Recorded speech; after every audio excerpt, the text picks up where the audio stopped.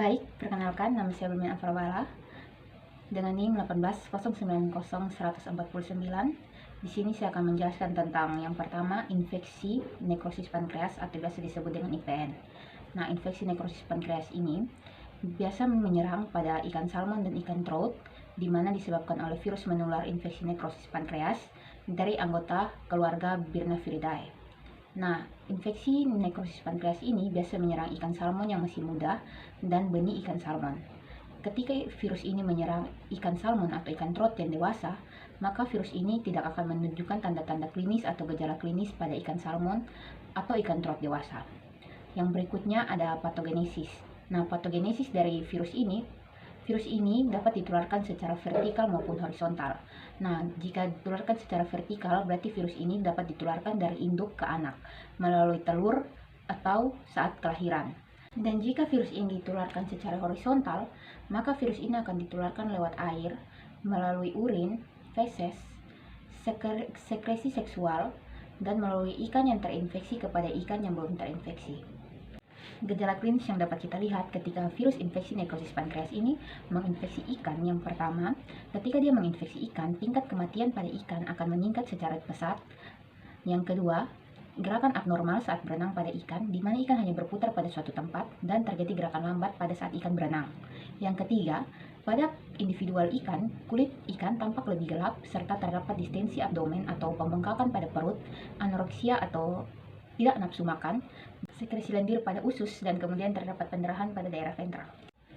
Diagnosa yang dapat dilakukan, yang pertama, jika ikan muda terkena infeksi nekrosis pankreas, maka ikan muda tersebut akan menunjukkan gejala klinis seperti yang tadi dijelaskan.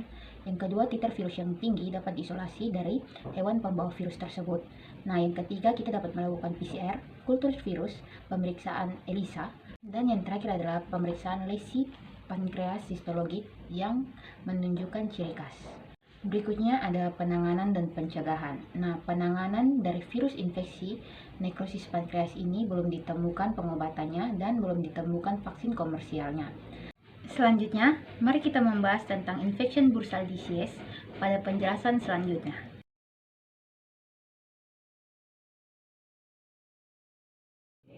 Baik, di sini saya akan menjelaskan tentang penyakit infection bursal disease atau IBD atau yang kita kenal dengan penyakit gumboro. Nah, penyakit ini merupakan penyakit menular pada ayam yang ditandai dengan penurunan kekebalan tubuh dan mortalitas yang tinggi pada usia ayam 2-6 minggu. Penyakit ini menyerang bursa fabricius pada ayam dan disebabkan oleh virus ixohedral yang memiliki 2 segmen rantai untaian DNA yang berasal dari famili Birnaviridae. Yang berikutnya adalah epidemiologi. Nah, epidemiologi dari penyakit ini pertama kali ditemukan di daerah Delaware, Amerika Serikat pada tahun 1956 dan kemudian menyebar di sekitar daerah Eropa lalu masuk ke Indonesia. Kemudian patogenesa. Nah, patogenesa itu di mana ketika virus masuk ke dalam tubuh ayam sampai menimbulkan gejala klinis.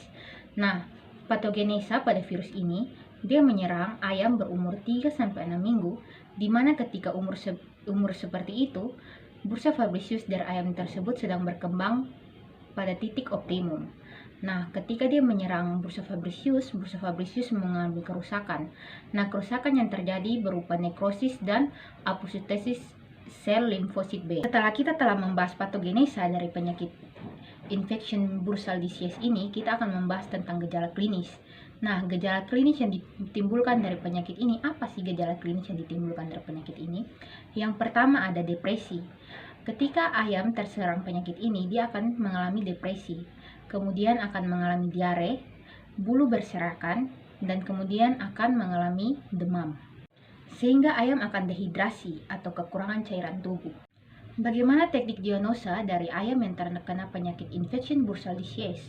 Yang pertama, ketika dalam bentuk akut, ayam yang terkena infection bursal disease. Nah, bursa fabricius akan mengalami pembengkakan, kemudian bursa fabricius akan mengalami edema, terkadang hemoragi, dan atrofi hingga 7-10 hari. Nah, bagaimana kita mendiagnosa bahwa ayam tersebut mengalami penyakit infection bursal disease? Nah, yang bisa kita lakukan yang pertama dengan menumbuhkan virus tersebut pada telur berembrio. Dan kemudian yang kedua, kita dapat melakukan inokulasi pada membran chorioallantois atau CHAM Dan yang ketiga, kita dapat melakukan PCR. Nah, setelah mendengarkan tentang penjelasan penyakit infection bursal disease ini, ternyata penyakit ini adalah sangat berbahaya dan sangat menular. Nah, bagaimana cara kontrol penyakit tersebut? Nah, yang pertama, cara kontrol yang paling efektif untuk mengendalikan penyakit infection bursal disease adalah melakukan vaksinisasi.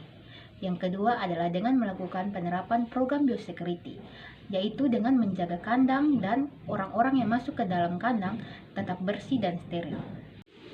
Baik, sekian penjelasan dari saya tentang infeksi nekrosis pankreas dan infection bursal disease. Saya mohon maaf apabila ada ketidakjelasan dan apabila penjelasan saya kurang dari kata sempurna. Sekian dan terima kasih.